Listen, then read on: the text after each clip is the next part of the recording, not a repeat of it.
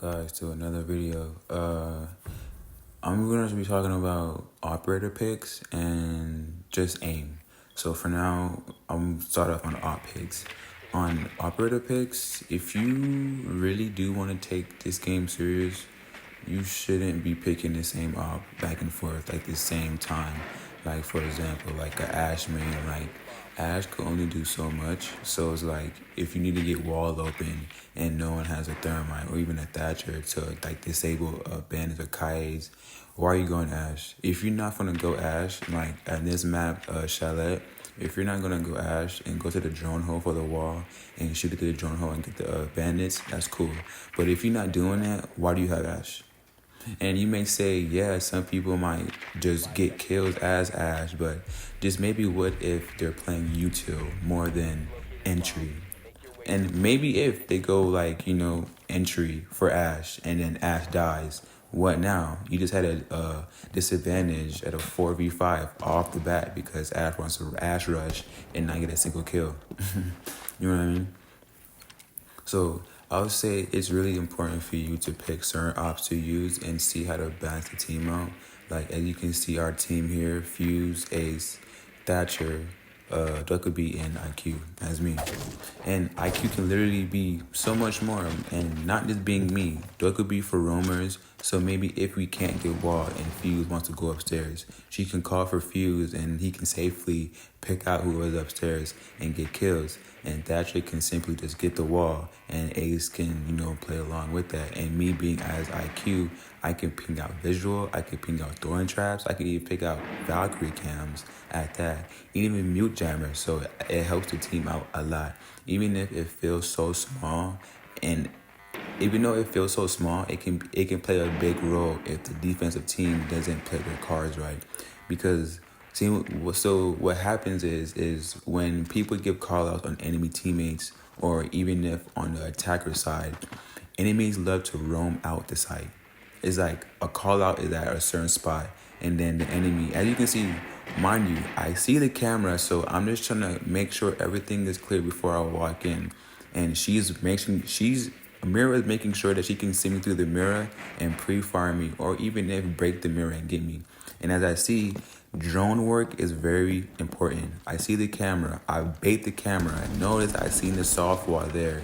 And I feel like with IQ, depending on how you want to play, go breach charges, because the wall is soft as hell. If I had breach charges, I would have got in there easy and probably got the mirror off guard and just left Valkyrie in elbow. But yeah, it's very important to pick certain ops, because if you play too much of a certain op, it wouldn't really make a difference, but it wouldn't be balanced.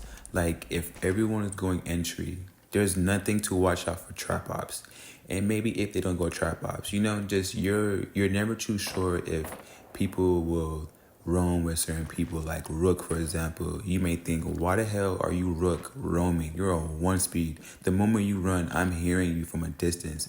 But hey, MP5, 1.5, they might get the kill on you. You know what I mean? So like it's always good to have your head for your gun, because sometimes people be so eager to shoot someone rather than using their brain on how they would shoot someone.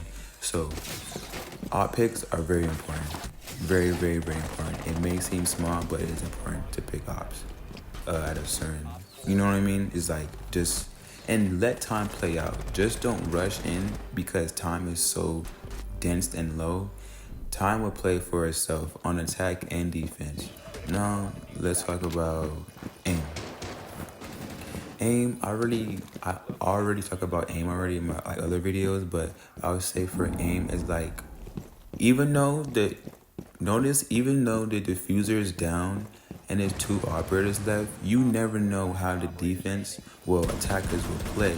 Because sometimes, in some cases, when people know that someone's roaming, they will scatter around and have at least 2 people watching defuse and have the other 3 scattered around the map, picking out for frags and picking out for late flanks.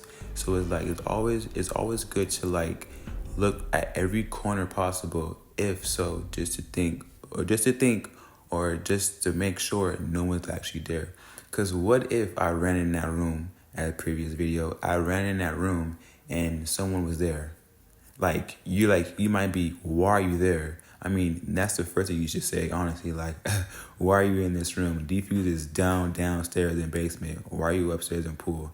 But then again, it's like, hey, late flanks. Maybe if they played that right and we like lost a couple comrades, and then they have 3 people roaming around trying to catch for late flanks, and I was that late flank, we would have lost that. So it's like, it's always important to like watch your corners, even if defuse is down, because you never know who's inside or who's even in the best position before you were even there or even leaving. And pre-firing, I'll explain pre-firing in the next video, but pre-firing is pretty much just when you know someone is in a certain spot and in a certain position, and you shoot before you retaliate on aiming. Well, you should aim in before you pre-fire, but it's always a good thing to aim and then pre-fire. Pre-firing is honestly just shooting before you even peek out, literally. So quick peeking is just you're peeking and then having a concept of they're there, and you shoot. Versus pre-firing is like, you know he's there, so the moment you peek out, you shoot.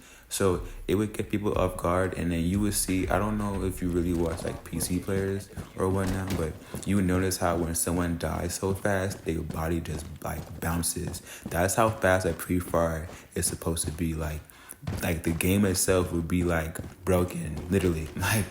Like it happens so fast, the game doesn't even like don't even know what happened. I can't even talk right. Holy shit. But yeah, it's just pre-firing is very important. And I do want to add like a little detail on this clip. Even though the match just started, the round just started, don't take your time out to drone to see where people is at, even if there is a clear slate.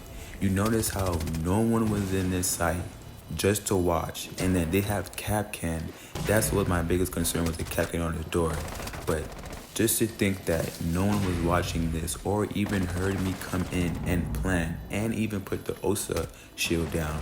So just because it's a clear way, I would say 8 out of 10, not 9. I would say 8 because sometimes when it's too quiet, is a Valkyrie watching or at least someone watching the room like you don't expect it. But I would say 9 times out of 10, if you see a clear entry, don't waste your time on droning, because you're just giving the team opportunity to react and be like, oh yeah, they're over here, not over there. Oh, I thought so-and-so, you know? So if you see a clean road, take it. Don't ever let your guard down. But yeah, thanks for watching.